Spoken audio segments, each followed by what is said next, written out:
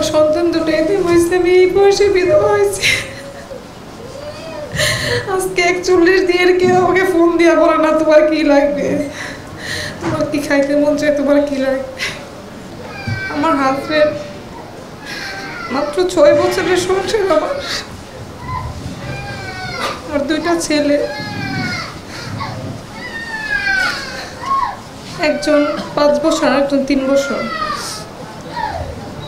উনি এত একটা ভালো মানুষ ছিলেন,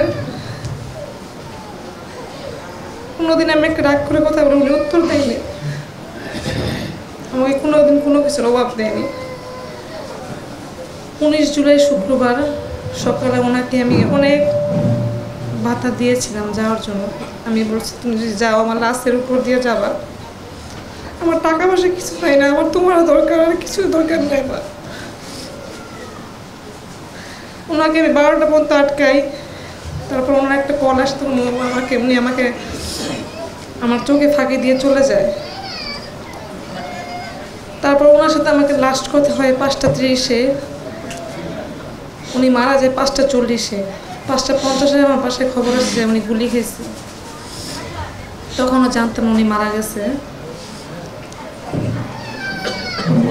আমার কাছে 6 বছর নামাজ পড়ে একটাই দোয়া করতে পারলো, আমার স্বামীর আগে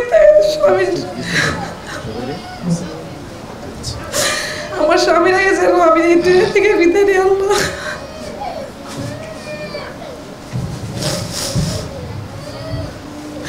আমার সন্তান দুটো এতিম হয়েছে, আমি এই বয়সে বিধবা হয়েছি।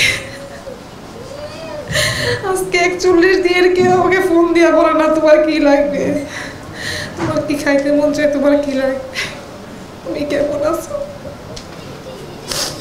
আজকে 41 দিন কেউ আমাকে বলে না।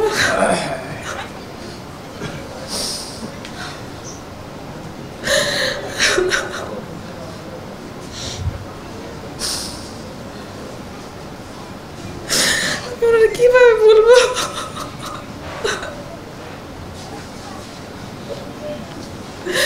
আল্লাহর কাছে একটাই চাও, আমার স্বামীর সুষ্ঠু বিচার চাই। আমি স্বামী হারা হয়েছে, আমার সন্তানটা এতিম হয়েছে, আমি আল্লাহর কাছে বিচার চাই।